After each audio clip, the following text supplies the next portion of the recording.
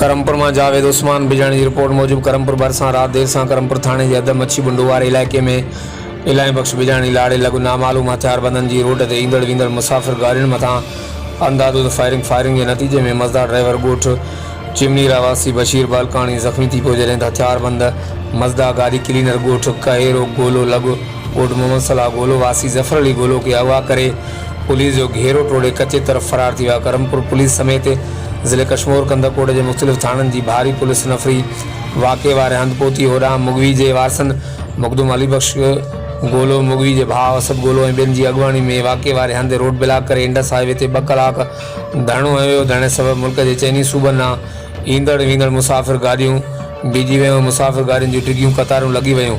ॿिए तरफ़ DSP Kandhkot यारमोद Rind SHO Karampur वज़ीर अली समूह धरणे वारे हंधि पहुची मुज़ाहिरीन सां कामयाब ॻाल्हियूं करे धरणो ख़त्म कराए रोड खुलाए ट्रैफिक के वञण ॾिनो।